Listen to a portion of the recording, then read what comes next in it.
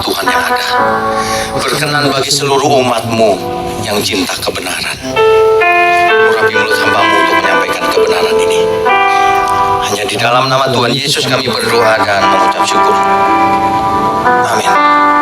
Silakan duduk Bapak Ibu, saudara sekalian. Selamat siang, Shalom. Tema besar kita di siang hari ini adalah menghakimi. Subtemanya menghukum ya. Sebenarnya sesi pertama dan sesi kedua itu saling melengkapi sebenarnya. Jadi Bapak Ibu saudara bisa mendengar juga sesi 1, dan sebaliknya yang tadi ikut sesi 1 bisa dengar sesi 2, saling melengkapi, overlap. Ya. Bicara soal menghakimi, ini terjadi salah kaprah selama ini. Itulah sebabnya kita sering mendengar ketika kita menyampaikan kebenaran, orang berkata begini, jangan menghakimi, gitu kan? Mereka tidak mengerti arti menghakimi. Ada yang harus kita lakukan, ada yang tidak boleh kita lakukan. Yang mana yang boleh, mana yang tidak. Jangan semua dianggap menghakimi. Kalau seseorang mengkritik, itu maksudnya baik. Tapi kalau seseorang menghakimi, menghukum, itu tidak boleh. Ya, ini beda loh. Makanya jangan cuma beragama, jangan cuma berteori, miliki perasaan. Iman itu melibatkan perasaan, tapi juga melibatkan logika. Semua yang ada pada hidup kita miliki perasaan akan cinta Tuhan. Jangan pakai otak untuk cinta Tuhan. Cinta Tuhan itu perasaan ikut. Ya, makanya ada kitab Mazmur. Pemazmur begitu mengasihi Tuhan dengan perasaannya, sampai menuliskan kata-kata puisi jadi lagu. Mazmur itu kan sebenarnya kumpulan lagu, saudara. Cuman hari ini kita nggak dapatkan nadanya. Sebenarnya ada nadanya itu. Nggak apa-apa, nggak ada nadanya. Justru Tuhan mau seperti itu supaya apa? Supaya dengan berbagai nada bisa dinyanyikan. Kalau satu nada nanti jadi agamawi orang. Ikutnya itu terus. Salah. Justru setiap orang bisa mengarang lagu untuk Tuhan. Ada amin kan ya? Tadi pagi waktu saya mandi, tiba-tiba terbesit lagu. Kan ada banyak lagu tuh yang soal seperti rusa merindukan air kan. Tadi pagi saya dapat lagi yang baru. Cuman karena masih baru belum hafal ya saudara. Jadi setel dari sini sebentar. Seperti rusa rindukan air, demikianlah jiwaku Tuhan. Seperti rusa rindukan air, demikianlah jiwaku Tuhan.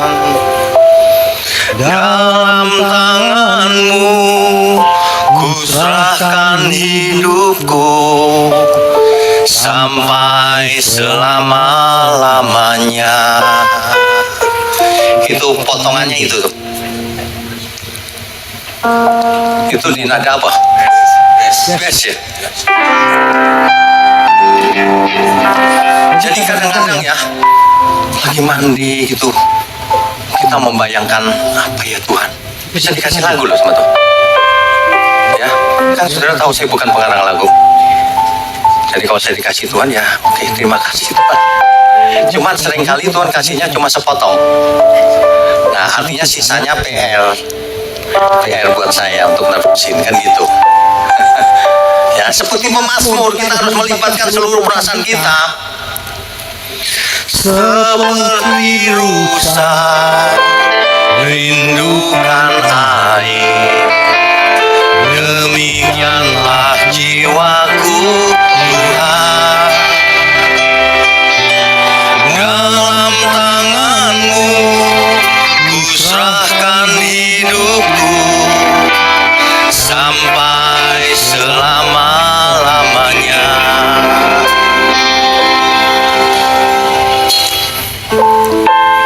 Kalau kita dekat Tuhan ya. Waduh, saudara, nggak sempat mikir berbuat dosa itu. Nggak sempat. Waktu 24 jam itu bisa kurang loh. Kurang Tuhan waktunya. Cuma fisiknya sudah gak kuat. Semalam saya sudah gak kuat jam 10 pada masih sore. Udah tidur. Saya malah lebih tidur duluan. Lebih dulu lagi, kalah duluan saya. Tapi biasanya malam saya, jam 12 gitu ya. Tapi ya itu tadi, pas mau mandi loh. Iya juga ya. Kita harus melibatkan seluruh perasaan kita. Bayangkan orang yang suka menghakimi sesamanya.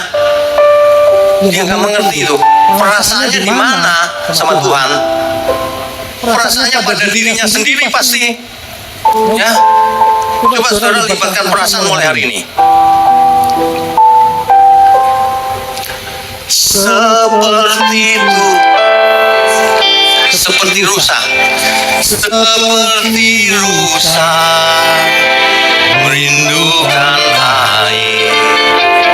Demikianlah hidupku Tuhan. Dalam tangan-Mu ku serahkan hidupku sampai selama-lamanya.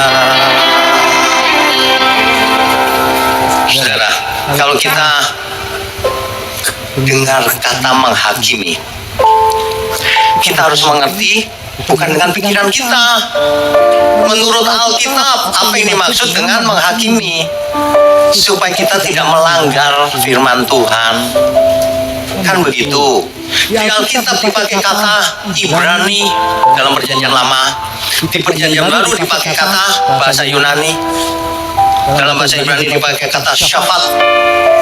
Di perjanjian baru bahasa Yunani dipakai kata krino. Apa itu artinya? Yang penting artinya. Jangan membaca bahasa Indonesia menghakimi ini terus dipakai pikiran sendiri. Jangan, saudara.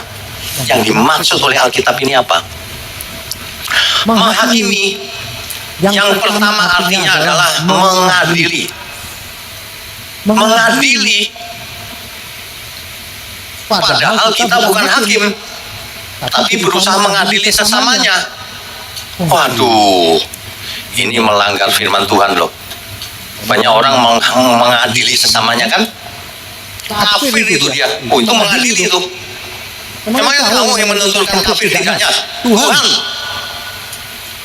Orang bodoh itu begitu emang. Merasa punya hak, padahal nggak punya. Kita semua nggak punya hak. Ingat, kita sudah ditebus oleh darahnya. Jadi kita jadi milik Tuhan. Jadi kita tidak berhak apapun atas hidup kita. Lah kok malah mengadili sesamanya. Orang bodoh itu membinasakan dirinya sendiri. Ya. Menghakimi, mengadili ini contohnya Mazmur 82 ayat 2. Coba kita lihat ya, Mazmur pasal 82 ayat 2. Berapa lama lagi kamu menghakimi dengan lalim dan memihak kepada orang fasik? Nah, menghakimi di sini artinya mengadili. Mengadili. Kan ada orang tertentu yang sukanya pengen cari salahnya orang lain. Ada. Jangankan orang tertentu, ada suami yang sukanya cari salah istrinya terus. Ada. Kasihan istrinya. Kasihan banget tuh. Stres sampai kurus. Iya, bisa begitu loh. Menghakimi di situ mengadili. Ya. 1 Petrus 1 ayat 17. Bapak Ibu nanti dengar yang sisi 1 ya. Saya yang ini cepat nih di depannya. 1 Petrus 1 ayat 17. Dan jika kamu menyebutnya Bapa, yaitu Dia yang tanpa memandang muka menghakimi semua orang menurut perbuatannya, mengadili. Benar kan nih orang ini? Benar gak nih gitu? Ya kan? Itu artinya. Maka hendaklah kamu hidup dalam ketakutan selama kamu menumpang di dunia ini. Makanya kita harus hidup dalam ketakutan selama kita menumpang. Bukan takut setan atau takut santet, takut apa enggak. Takut kalau nanti aku diadili Tuhan. apakah Tuhan berkenan atau tidak. Itu maksudnya, mengingatkan kita semua akan perintah yang lain. Kuduslah kamu sebab aku kudus. Clear, saudara. Ya, ini jelas sekali. Arti yang pertama apa? Menghakimi itu artinya apa? Yang pertama, mengadili. Yang kedua,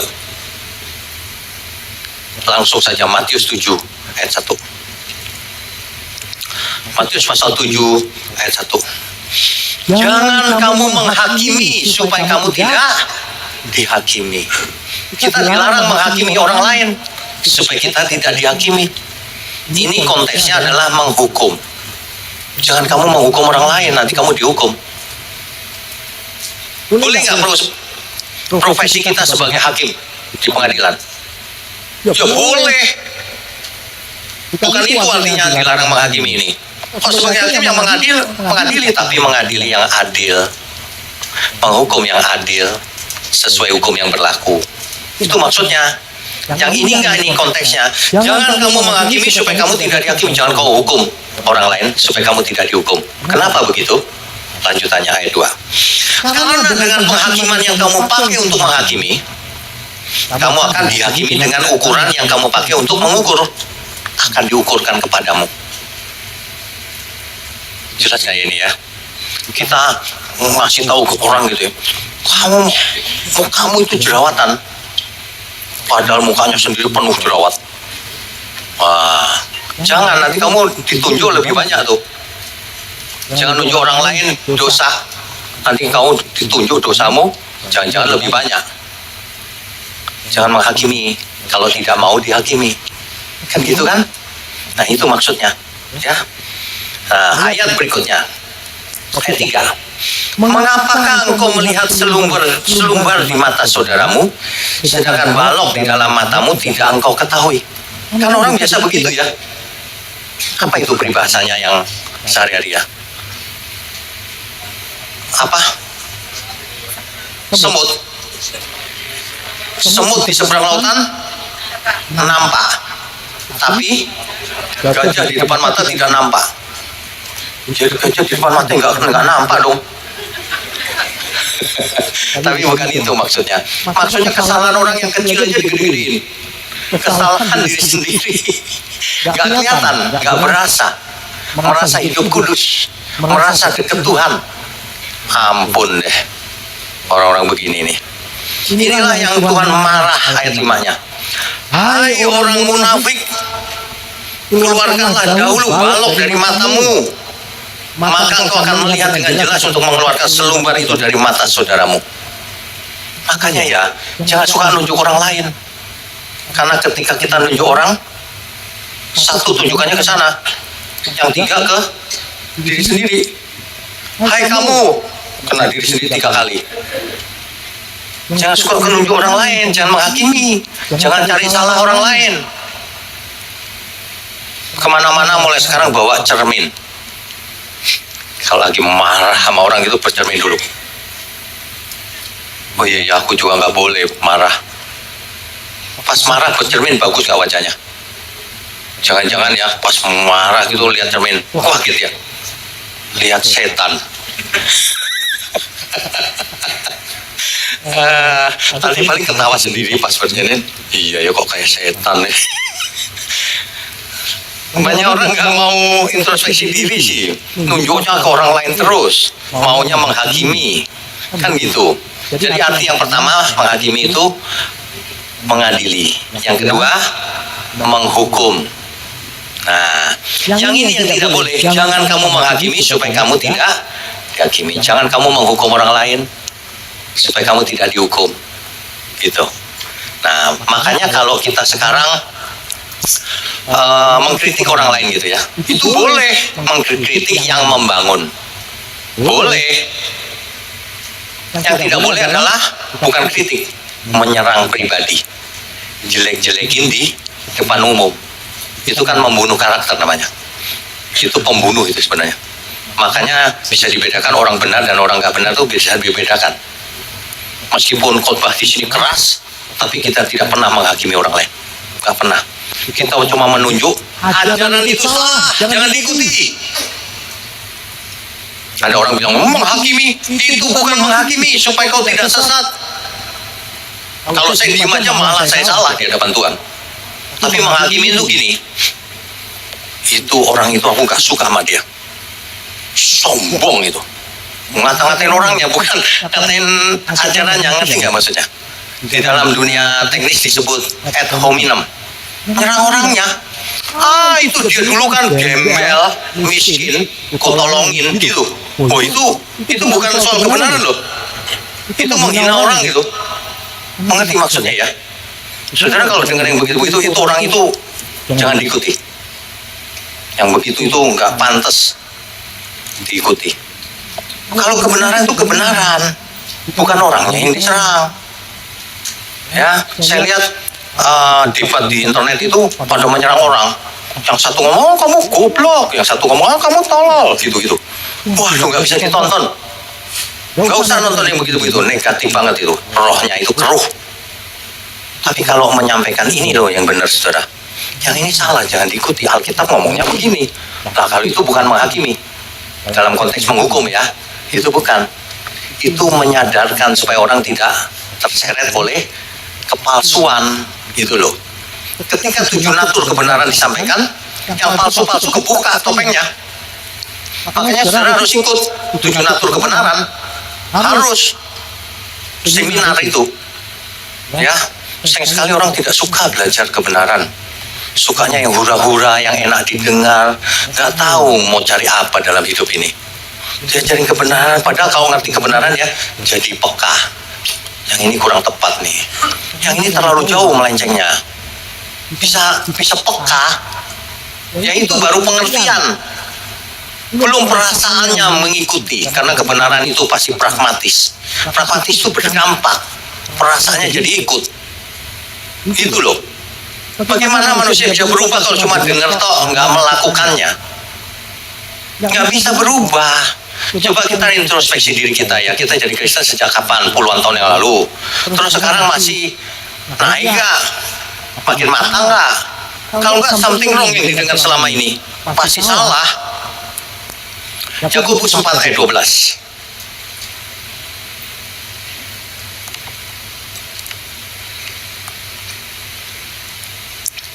Hanya ada satu pembuat hukum dan hakim, yaitu Dia yang berkuasa menyelamatkan dan membinasakan. Tetapi siapakah engkau? Ada satu pembuat hukum dan hakimnya Tuhan. Tapi siapa kau? Gitu kira-kira. Siapa? Kita itu siapa? Sehingga engkau mau menghakimi sesamamu manusia. Siapa? Banyak orang yang main hakim sendiri juga kan? Kau tuh siapa? Digituin sama Tuhan. Gak boleh, saudara. Roma 2 ayat 1 sampai 3. Roma pasal 2 ayat 1 dan 3 aja. Karena itu, hai manusia, siapapun juga engkau yang menghakimi orang lain, engkau sendiri tidak bebas dari salah. Kamu juga pernah buat salah kan? Sebab dalam menghakimi orang lain, engkau menghakimi dirimu sendiri. Ya, karena engkau yang menghakimi orang lain melakukan hal-hal yang sama, kata Alkitab ayat 3. Dan engkau hai manusia, engkau yang menghakimi mereka yang berbuat demikian, sedangkan engkau sendiri melakukannya juga. Adakah engkau sangka bahwa engkau akan luput dari hukuman Allah? Orang yang suka menghakimi sesamanya nggak mungkin luput dari hukuman Allah, karena kita nggak berhak menghukum. Orang mau menghukum, padahal nggak berhak loh. Hati-hati ya saudara. Hidup cuma sekali. Kalau kita fokusnya untuk Tuhan, itu nggak bisa sakit hati sama sesama, nggak bisa. Kalau ada orang yang menyakiti kita, ya kita jauh-jauh aja. Bukan gini, mudah-mudahan celaka dia, mudah-mudahan disambar geledek gitu. Oh nggak bakalan, nggak bisa. Kalau kita cinta Tuhan, semua masalah di dunia ini kecil, karena perasaan kita terfokus pada Tuhan, bukan terfokus pada masalah. Gitu loh. Kalau orang masih ribut gitu ya, itu karena terfokusnya pada perasaan diri sendiri. Bandel, nggak mau berubah, sombong, songong, pelit, apalagi kasar. itu pasti perasaannya pada diri sendiri. Dia nggak punya cinta sama Tuhan. Kalau dia cinta sama Tuhan, yang sekeliling itu bodo amat, mau nggak mungkin, pelit dan sebagainya. Udah nggak penting yang lain. Kita lakukan sesuatu yang menyenangkan Tuhan aja. Kan begitu harusnya. Jadi mulai sekarang, Bapak Ibu Saudara semua ya, jangan pernah mau diancam dengan menghakimi itu. Nanti kalau ada yang ngancam gitu ya, padahal kita sampaikan kebenaran dibilang menghakimi. Dibagikan khotbah ini saja biar mereka belajar. Dilarang menghakimi itu maksudnya dilarang menghukum. Kalau menghakimi dalam rangka mengadili, kalau memang hakim ya boleh, tapi kita bukan hakim. Ya, yang ketiga, Habakuk 4 ayat 4. Hakim-hakim, bukan Habakuk, hakim-hakim. Hakim-hakim 4 ayat 4. Pada waktu itu Deborah, seorang nabiah, istri Lapidot, memerintah sebagai hakim atas orang Israel. Jadi menghakimi itu artinya bisa memimpin, memerintah. Di zamannya hakim-hakim, Israel belum punya raja. Diperintah oleh siapa? Para hakim. Jadi menghakimi di situ artinya memerintah, memimpin. Kita sekarang boleh nggak menghakimi dalam rangka memimpin, memerintah? Ya boleh, sebagai pemimpin kan boleh. Bukan mau memperbudak orang, bukan memimpin supaya manusia selamat semua. Itu boleh. Kenapa tidak boleh? Bahkan di langit baru, bumi baru, nanti kita memimpin, menghakimi artinya memimpin. Matius 19 ayat 28. Matius 19 ayat 28. Kata Yesus kepada mereka, Aku berkata kepadamu, sesungguhnya pada waktu penciptaan kembali, apabila anak manusia bersemayam di tahta kemuliaannya, kamu, kita semua maksudnya, yang telah mengikut aku, akan duduk juga di atas 12 tahta. Untuk apa? Untuk menghakimi ke-12 suku Israel. Ini ceritanya sudah sampai surga nih. Kita duduk di tahta bersama Tuhan Yesus, menghakimi ke-12 suku Israel. Menghakimi di situ apa? Menentukan sini ke neraka, sini enggak, ini sudah sampai surga. Menghakimi di situ memerintah, memimpin. Itu artinya memimpin. Ke-12 suku Israel itu figuratif pasti. Karena hari ini 12 suku Israel kan nggak ada semua, hanya sebagian yang ada. Itu figuratif daripada orang-orang percaya. Kan orang percaya dianggap Israel sejati oleh Tuhan Yesus. Israel sejati bukan keturunan Abraham saja, tapi orang-orang yang hidup oleh iman. Itu maksudnya. Ada amin, saudara? Sampai kemuliaan untuk Tuhan. Jadi yang pertama mengadili, yang kedua menghukum, ini yang tidak boleh menghukum. Yang ketiga memimpin, memerintah. Yang terakhir, yang keempat, menghakimi itu artinya apa? Lukas 7 ayat 43. Lukas 7 ayat 43. Jawab Simon, Aku kira dia yang paling banyak dihapuskan hutangnya. Kata Yesus kepadanya, betul pendapatmu itu. Nah, pendapatmu itu pakai kata krino juga, kata dasarnya. Betul kau penghakimanmu itu betul. Di sini artinya penghakiman itu keputusan, pendapat. Nah, itu arti penghakiman yang lain, yang keempat. Penghakimanmu itu benar, keputusanmu itu benar, pendapatmu itu benar, gitu. Jadi yang dilarang adalah jangan kamu menghakimi, nanti kau dihakimi. Itu maksudnya jangan menyerang orang, menghukum. Jangan menghukum orang. Ada orang berbuat dosa gitu ya, terus kita omongin kiri kanan, jangan deket dia. Itu menghukum namanya. Itu menghakimi loh, bukan kita hakimnya. Mestinya kita, aduh dia kasihan ya, jatuh dalam dosa.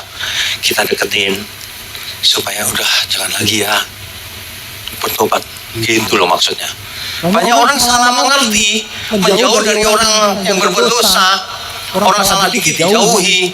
Salah. Kalau Tuhan Yesus orang salah dideketin malah, kecuali orang itu nggak mau bertobat. Kebaskan debu, tinggalin. Jangankan orang yang berdosa, orang yang merasa tidak berdosa, orang Farisi ahli Taurat, dikebaskan debu sama Tuhan. Nggak mau belajar orang ini, keturunan ular beludak ini, ditinggal sama Tuhan. Jangan buang waktu, saudara. Hidup kita ini, waktu ini milik Tuhan. Ya, bukan cuma waktu, seluruh hidup kita ini sebenarnya milik Tuhan, saudara. Makanya kita harus selalu ingat, semuanya itu milik Tuhan. Ya, banyak orang lupa ketika berantem itu seolah-olah semuanya milikku, makanya marah. Kalau itu milik Tuhan, ngapain kau marah? Kalau kita dihina gitu ya, ngapain kita marah? Nanti Tuhan yang marah. Milik Tuhan, tubuhmu bait Allah, hidupmu hidup milik Tuhan. Amin ya. Dari semula kau jadikan semua oleh tanganmu yang berkuasa. Juga diriku kau bentuk agar sempurna. Hidup ini bagi kesukaanmu. Semua ini milikmu. Semua ini milikmu. Semua ini milikmu, Tuhan. Kau ciptakan untukmu. Semuanya ini milik Tuhan. Jangan merasa memiliki. Makanya Tuhan Yesus berkata, kalau seseorang tidak melepaskan diri dari segala miliknya, tak dapat jadi muridku. Mau jadi murid Tuhan Yesus, lepaskan dulu semua milikmu itu. Jangan merasa memiliki. Saudara, di antara saudara mungkin ada yang pernah diajar ya. Bukan diajarin tidak memiliki, malah diajarin memiliki. Makanya berani kurang ajar sama Tuhan Yesus. Aku klaim janjinya. Itu kurang ajar banget itu. Itu kalau malaikat nanya Tuhan itu, tangannya aku apain Tuhan yang nanya? Nunjuk-nunjuk. Saudara tahu nggak? Tangan saudara kalau nunjuk orang, sopan nggak itu? Ke mata gitu. Ini ke Tuhan loh. Coba dipikir baik-baik.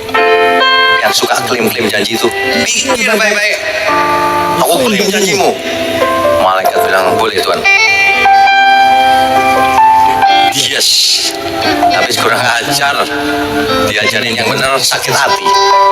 Memang bengkok sih hatimu itu. Kalau diajarin yang benar gini, iya aku salah. Kan saya juga nggak bermaksud menyakiti orang. Tapi kalau salah, saya katakan salah supaya saudara jangan ngulang lagi berani nunjuk-nunjuk Tuhan. Tuhanlah yang nunjuk kita. Hidupmu itu untuk apa selama ini? Talenta yang kuberikan itu untuk apa? Nah gitu benar. Amin kan nih? Kayaknya agak lemes gitu. Habis dimarah-marah itu lemes. Saudara, kita itu harus perhatikan konteks kalau baca Alkitab, ya. Dilarang menghakimi, jangan menghakimi. Menghakimi di situ maksudnya menghukum. Kalau kita ngasih tahu, kamu salah lo tadi itu bagus. Jangan tahu orang lain salah, diem aja, aku nggak berani menghakimi.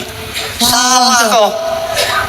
Kita harus berani nggak mengatakan iya adalah iya, benar adalah benar, salah adalah salah, tanpa menghukum. Harus. Ketika saya keras begini bukan berarti saya benci saudara, kan bukan. Justru saya mengasihi supaya jangan salah. Kalau salah terus, aduh, gimana ya? Setiap hari itu saya bingung, Tuhan ini gimana sih? Ya udah disampaikan begitu jelasnya kalimatnya, kok masih banyak orang yang nggak ngerti. Aduh, mengerikan loh dunia ini. Yang salah itu gampang dimengerti, yang benar sulit dimengerti, seolah-olah gitu. Padahal nggak gitu loh. Jadi membedakan roh itu harus. Saudara jangan setiap pengkhotbah diaminkan, diuji itu roh apa itu, yang keluar dari mulutnya itu roh apa. Jangan dikit-dikit amin, dikit-dikit amin. Nanti kalau saya bacakan satu ayat diaminkan, padahal itu perkataan setan. Kan ada. Jangan, dicek dulu ini apa ini. Itu, ya. 1 Yohanes 4 ayat 1. 1 Yohanes 4 ayat 1. Saudara-saudaraku yang kekasih, janganlah percaya akan setiap roh, tetapi ujilah roh-roh itu, apakah mereka berasal dari Allah. Sebab banyak nabi-nabi palsu yang telah muncul dan pergi ke seluruh dunia. Ada banyak nabi palsu, saudara. Ya, saya sering bicara ular itu dulu ada di Taman Eden, hari ini ada di mimbar gereja. Hati-hati, kalau yang disampaikan bukan firman Tuhan yang benar, berarti ada ular tuh di situ. Kalau yang disampaikan yang benar, berarti ada Roh Kudus di situ, Roh Allah yang Maha Tinggi. Kan begitu, sederhana saja kan? Hidupkan itu akal budi, perasaan juga. Ini Tuhan bukan, cek di Alkitab akal budinya. Jangan nggak dipakai, saudara. Ya, kita itu harus kritis. Kita harus bisa membedakan mana yang benar, mana yang salah. Harus. Dikatain menghakimi nggak masalah, tapi bukan menghakimi yang dilarang Alkitab. Kalau menghakimi yang dilarang Alkitab itu membuat orang binasa, jahat hatinya. Misalnya ada orang yang jatuh dalam dosa gitu ya, terus saya tahu gitu, ini cuma misal. Terus, waduh itu jatuh dalam dosa, itu najis itu menghakimi, saudara. Kita tinggalin aja dia, kita doain aja biar celaka dia. Itu menghakimi namanya, menghukum orang. Gak boleh, kita sudah tahu dia jatuh dalam dosa. Aduh kasihan ya dia ya, gimana caranya nolong ya, pastinya begitu loh. Ada amin gak nih? Kalau enggak binasa, saudara semua. Kalau enggak begitu. Sebab firman Tuhan berkata, barang siapa tidak mengampuni, dia tidak diampuni. Pembalasan itu haknya Tuhan, bukan haknya kita. Makanya kita nggak boleh balas dendam. Kalau ada orang menyakiti kita, kita nggak boleh balas, nggak boleh. Ajaran itu salah itu. Kalau Taurat ya gigi ganti gigi, mata ganti mata, makanya Taurat dibatalkan. Tidak ada begituan dalam Tuhan Yesus. Yang ada pengampunan. Makanya Nabi Yesaya bernubuat, yang ku kehendaki bukanlah persembahan. Persembahan itu loh, hadas manis, domba, kambing, bukan itu, tapi belas kasihan. Gitu loh. Jadi manusia itu cuma satu nilainya. Kalau punya belas kasihannya Tuhan, itu baru manusia Allah. Kalau nggak punya belas kasihannya Tuhan, biar kau pendeta, biar kau apapun, itu nol di hadapan Tuhan. Jangankan kasih 10%, 100% kau kasih, nol di hadapan Tuhan nilainya. Karena yang dikehendaki Tuhan bukan persembahan, tapi belas kasihan. Makanya hukum yang terutama itu hukum kasih, bukan hukum ritual persembahan. Ya, kalau orang mengasihi Tuhan, ia pasti mempersembahkan juga, tapi nggak usah diatur-atur. Biar setiap orang dewasa mengerti, aku mau mendukung nih. Itu nggak usah gini, aku mau mendukung pekerjaan Tuhan nih, biar dibalas Tuhan. Itu siapa yang ngajarin itu? Gak takut sama Tuhan. Kalau kita kasih semua yang ada pada kita aja nggak ada artinya di hadapan Tuhan. Kalau kau minta dibalas 100 kali, 60 kali, 30 kali, pakai, jangan nggak dipakai sama sekali selama ini. Salah ajaran sama ini. Iman nggak pakai otak. Iman itu pakai otak. Sebagian lagi ajarin iman cuma pakai otak. Iman itu juga pakai perasaan. Seluruh hidup kita. Bapak Ibu saudara sekalian ya. Jadi pembalasan itu haknya Tuhan. Roma 12 ayat 19. Roma pasal 12 ayat 19. Saudara-saudaraku yang kekasih, janganlah kamu sendiri menuntut pembalasan, tetapi berilah tempat kepada murka Allah. Itu bagiannya Tuhan gitu loh. Sebab ada tertulis, pembalasan itu adalah aku. Akulah yang akan menuntut pembalasan. Firman Tuhan, bukan kau, bukan kita. Tuhan yang akan menuntut pembalasan. Karena setiap orang akan menghadap tahta pengadilan Kristus untuk mempertanggungjawabkan apa yang ia perbuat dalam hidupnya. Apakah baik di hadapan Tuhan ataukah jahat di hadapan Tuhan. Tuhan yang menghakimi, Tuhan yang menghukum. Nah, kan begitu, bukan kita. Kita kalau tahu orang salah ya nggak usah dihukum. Bukan kita yang mau menghukum. Kasih kesempatan bertobat. Nggak mau bertobat ya ditinggal saja. Oh, nggak mau, jangan buang waktu. Kita selalu terbuka untuk orang yang bertobat. Salah ngomong minta maaf. Kan gitu. Simpel kan? Kan banyak sekali di dunia ini miskomunikasi karena salah ngomong kan.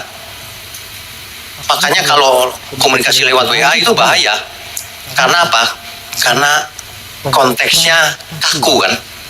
Perasaannya nggak ikut. Seakan ini wah kaku, ngomongnya nggak sopan ya. Padahal itu cepet-cepetan kan teks.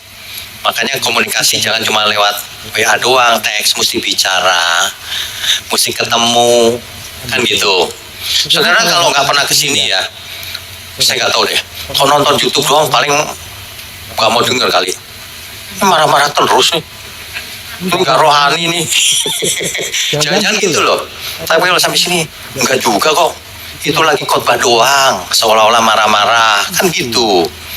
Itu supaya saudara itu jangan ngantuk. Udah jam siang gini, udah lapar-lapar, ntar ngantuk lagi.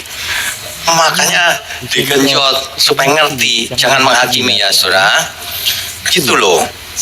Nanti suatu hari kelak, hakimnya adalah Tuhan Yesus. Bapa di surga tidak menghakimi, yang menghakimi Tuhan Yesus.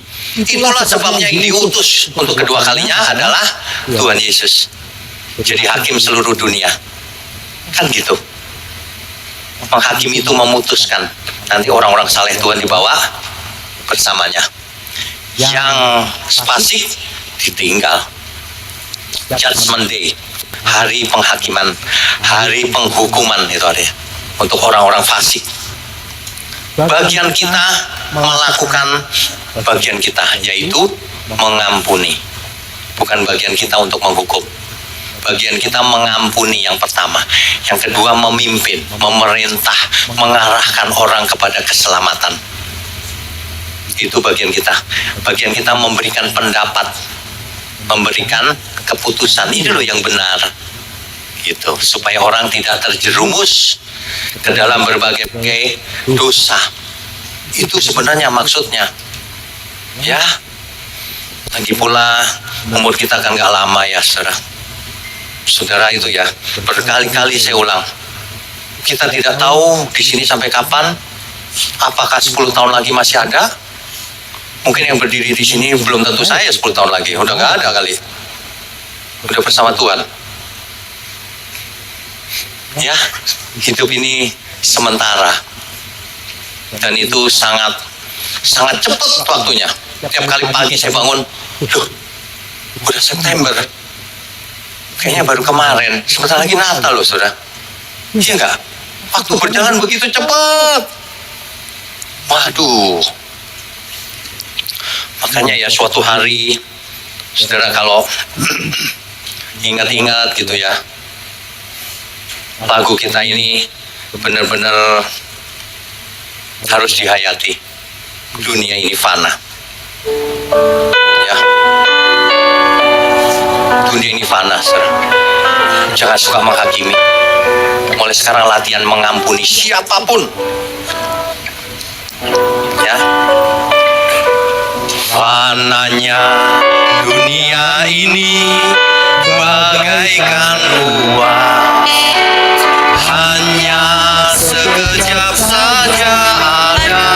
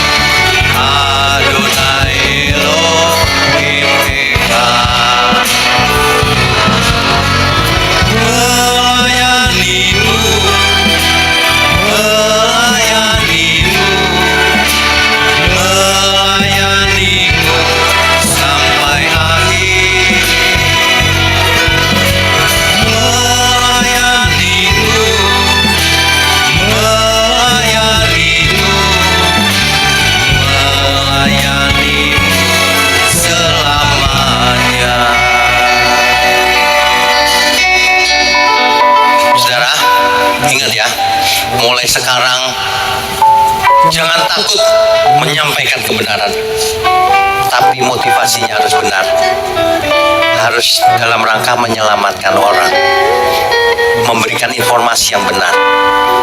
Itu artinya menghakimi dalam pengertian yang benar, membawa orang kepada keselamatan.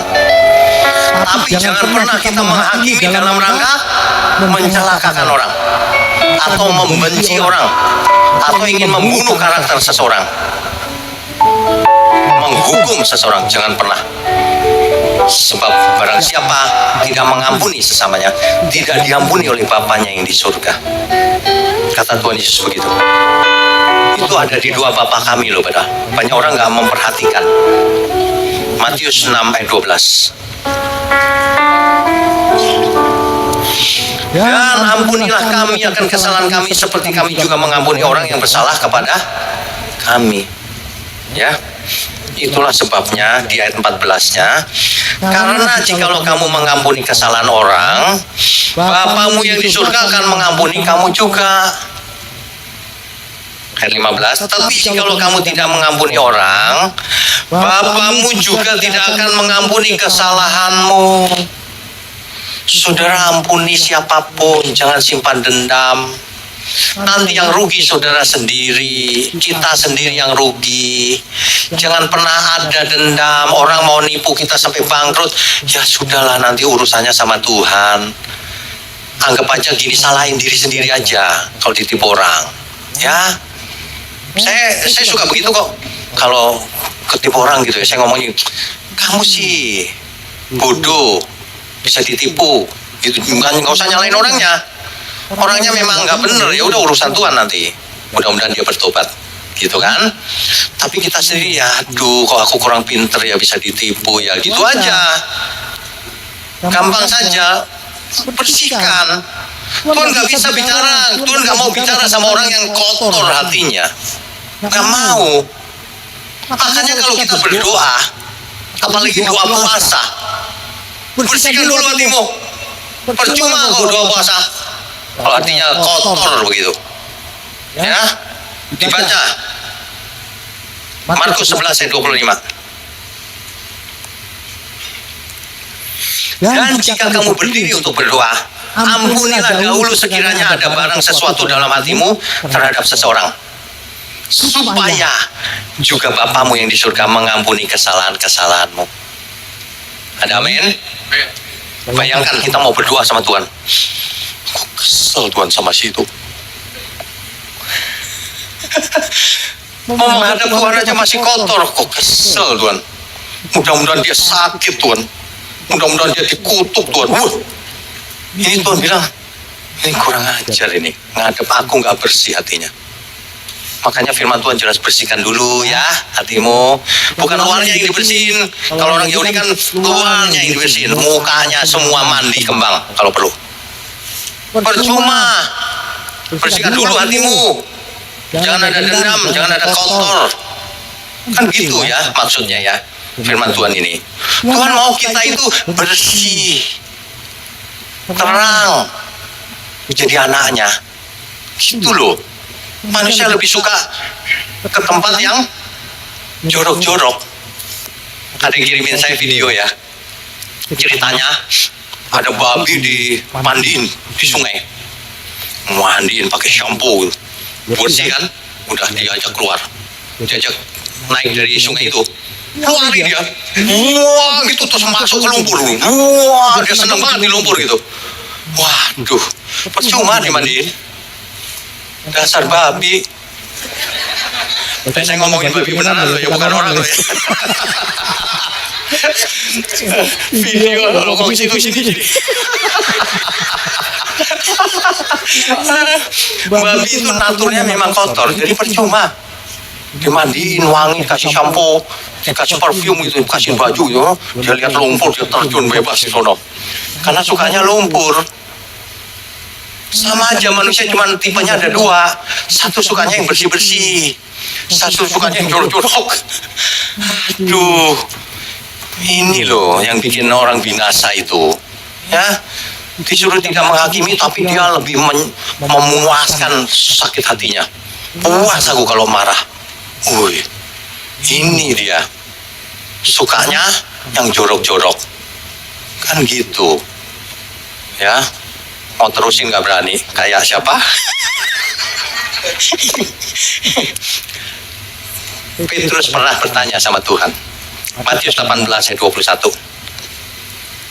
Matius 18 ayat 21. Kemudian datanglah Petrus dan berkata kepada Yesus, Tuhan, sampai berapa kali aku harus mengampuni saudaraku jika ia berbuat dosa terhadap aku? Sampai 7 kali kah?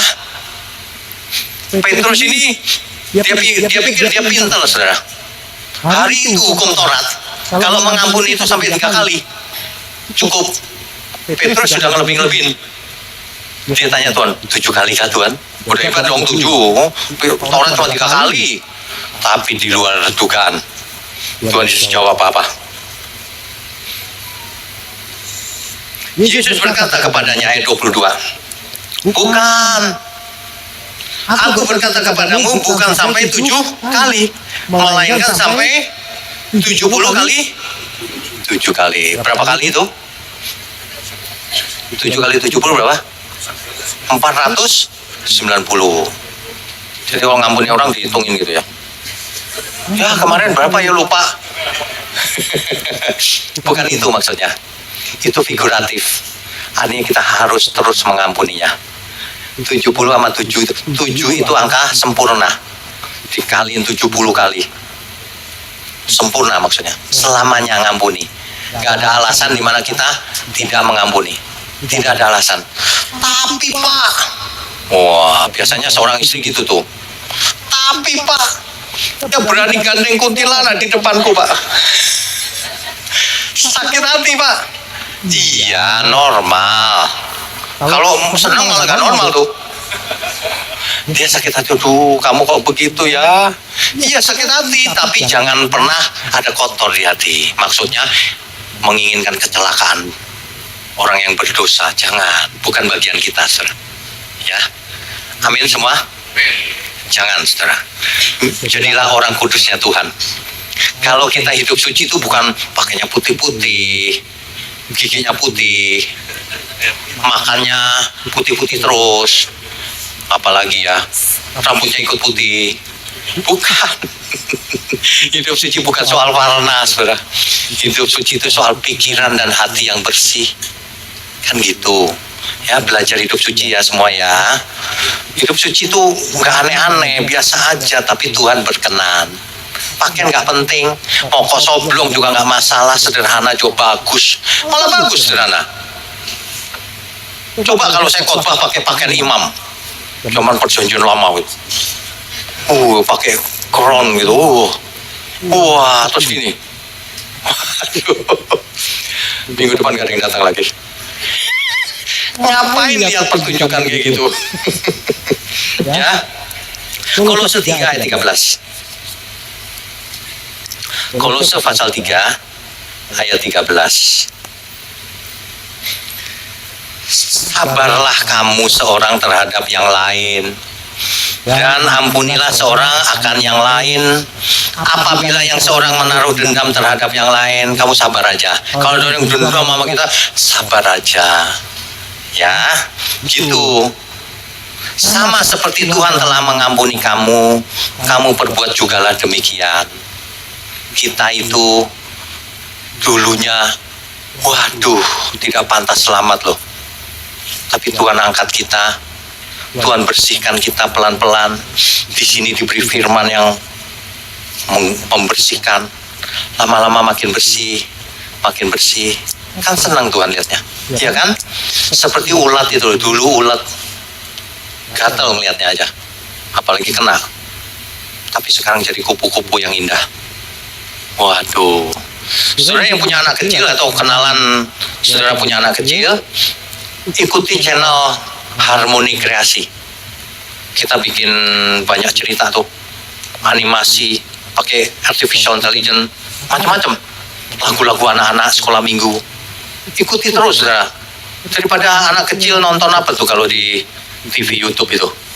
Kan anak kecil sekarang nggak nonton TV biasa, YouTube kan di TV. arahin ke harmoni kreasi. Oh, mantap. Kan gitu. Amin semua. Baik, sebentar lagi kita akan adakan perjamuan kudus. Saya mau ingatkan, tidak lelah-lelahnya saya ingatkan sekali lagi. Kalau saudara ikut perjamuan kudus ini, tujuannya bukan hanya sembuh dari fisik. Tuhan bisa menyembuhkan, bisa, amin. Tapi tujuannya jauh lebih besar dari itu. Saudara ikut ini artinya saudara, nama kita tertulis di dalam perjanjian yang baru yang dimateraikan oleh darah Yesus. Nama kita ada loh saudara di perjanjian itu, supaya jadi anak Allah. Artinya kita harus mau dididik. Artinya kita harus mau berubah. Artinya kita harus mau mematikan manusia lama kita, mengambil bagian dalam perjamuan kudus, perjamuan sucinya Tuhan, seperti perintah Tuhan Yesus 2000 tahun yang lalu. Kita semua, oleh sebab itu, berhentilah buat dosa. Libatkan perasaanmu mengasihi Tuhan. Ya, amin. Amin, beri kemuliaan untuk Tuhan. Baik, saya undang para pelayan perjamuan kudus.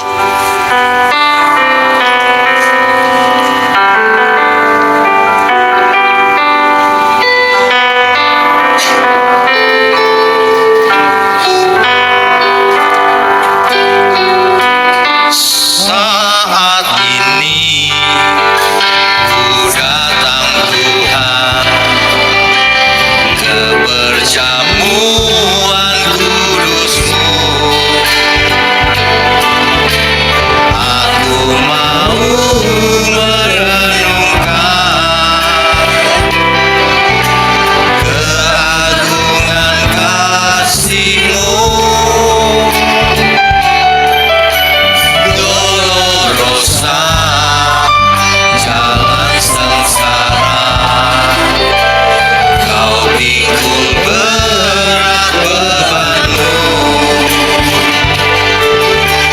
Di atas bukit Kau disalibkan, menggantikan tempatku. Saat ini ku datang Tuhan. Saat ini ku datang Tuhan ke perjamuan kudus-Mu. Aku mau merenungkan keagungan kasih-Mu. Dolorosa jalan sengsara, Kau pikul berat bebanmu. Di atas bukit Kau disalibkan, menggantikan tempatku. Golgota.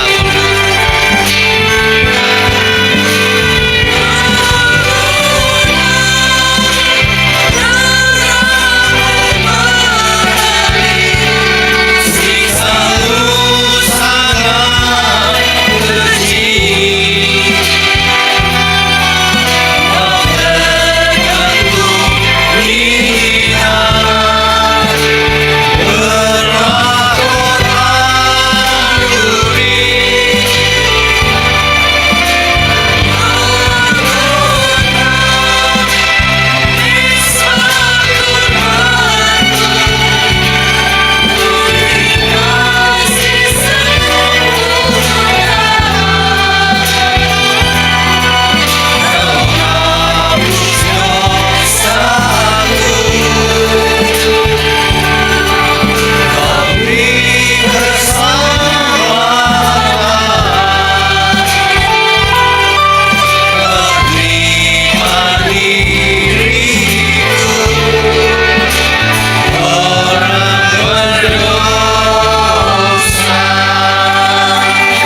Bapa di surga, kami mengucap syukur kalau kami diikutkan dalam perjanjian yang baru ini.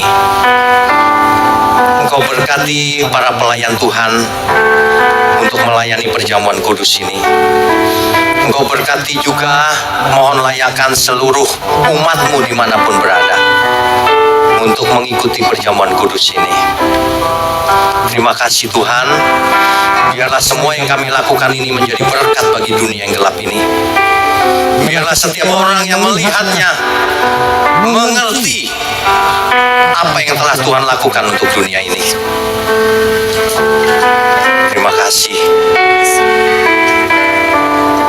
Mari para pelayan perjamuan kudus, bagikan roti dan anggur kepada seluruh pelayan Tuhan dan juga umat Tuhan dimanapun, di sini di lantai 1 maupun lantai dasar.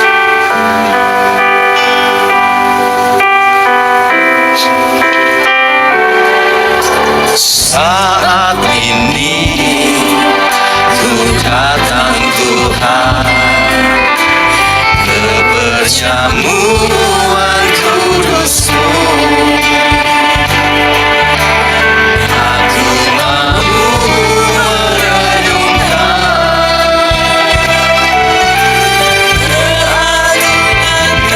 kasih-Mu.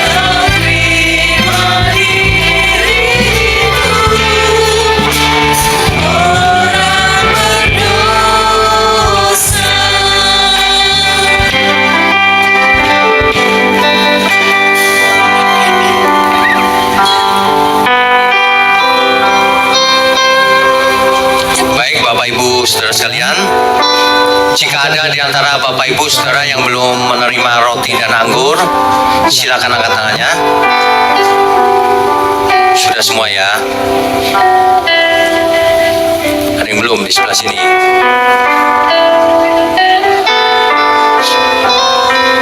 Yang lain dapat malah pelayannya belum. Aduh.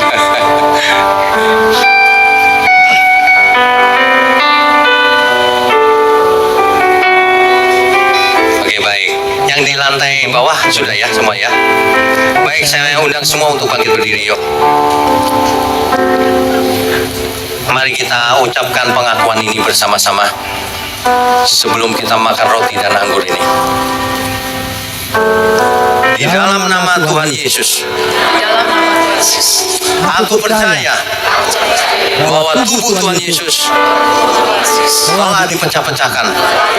Darah Tuhan Yesus telah ditumpahkan bagi pengampunan dan penebusan dosa-dosaku.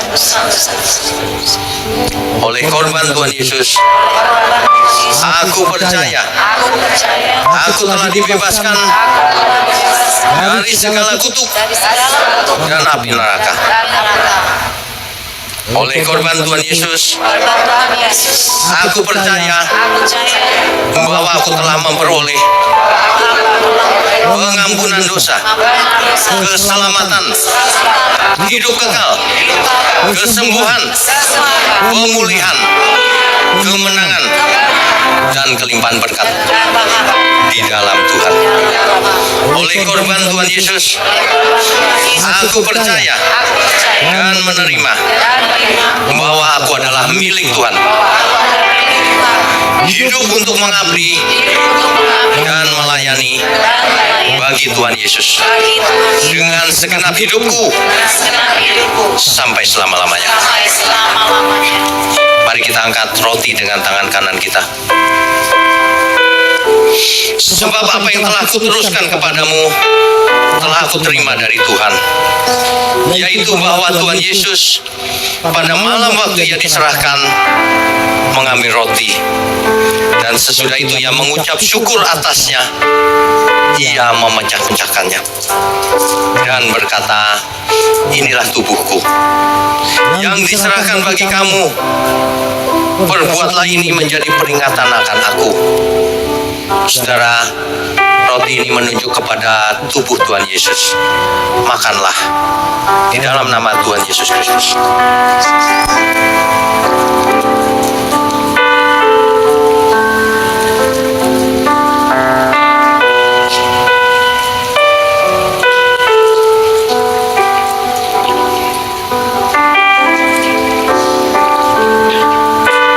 Sekarang mari kita angkat anggur dengan tangan kanan kita.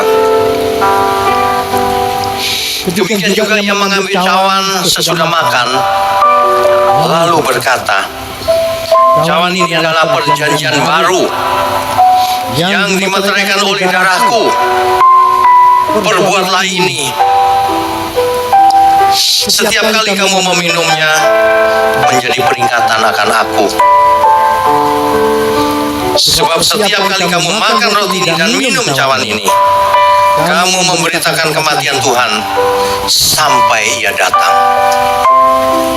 Saudara, anggur ini menunjuk kepada darah Tuhan Yesus. Minumlah di dalam nama Tuhan Yesus Kristus.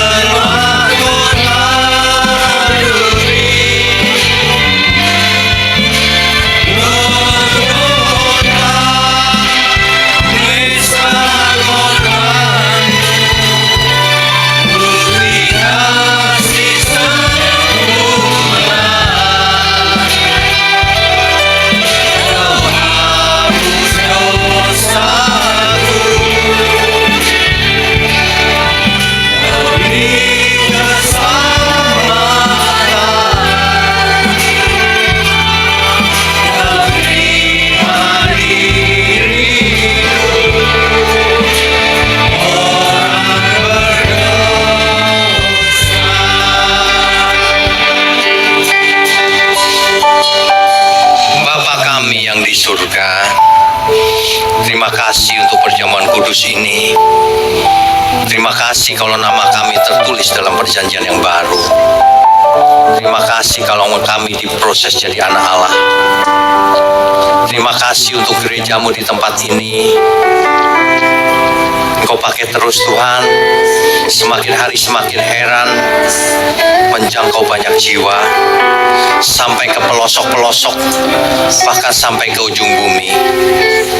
Biarlah Tuhan arahkan setiap kami, umat-Mu di tempat ini, para pelayan Tuhan, juga hamba-Mu ini, untuk semakin hari semakin cerdas, semakin mengerti, semakin berhikmat, menggunakan segala sarana yang ada, teknologi apapun Tuhan, untuk menjangkau banyak jiwa, untuk memuliakan nama-Mu. Terima kasih Tuhan. Sekarang kami mau angkat tangan kami tinggi-tinggi. Mohon curahkan berkat-Mu atas kami. Kami sambut segala berkat baik berkat jasmani maupun berkat rohani, kesehatan yang prima, umur panjang untuk kemuliaan Tuhan, hikmat marifat, dan semua yang baik turun atas kita semua. Di dalam nama Bapa, Putra, dan Roh Kudus. Haleluya. Amin. Silakan duduk Bapak. Saudara sekalian, bicara soal kebenaran, setiap orang merasa benar. Makanya semua kecap dinomor satukan. Ada orang yang mengatakan saya paling benar, ini paling benar, itu paling benar. Mana sebenarnya yang paling benar? Oleh sebab itu, hadiri seminar 7 natur kebenaran dan aplikasinya. Seminar ini wajib dihadiri oleh para teolog, apologet, pengkhotbah, bahkan oleh para jemaat sendiri, agar kita bisa membedakan manakah yang benar, manakah yang salah. Inilah alat uji kebenaran yang sangat objektif dan alkitabiah. Pastikan saudara ikut dan ajak seluruh saudara dan sahabat-sahabat. Bapak-bapak dan ibu-ibu yang terkasih dimanapun berada, yuk kita belajar pelajaran Alkitab bersama secara online setiap hari Rabu jam 7 malam bersama Pendeta Bapak Wignio Tanto secara online, bisa melalui Zoom. Tetapi kita harus mendaftarkan dulu ke nomor berikut ini. Selamat bergabung dan Tuhan Yesus memberkati.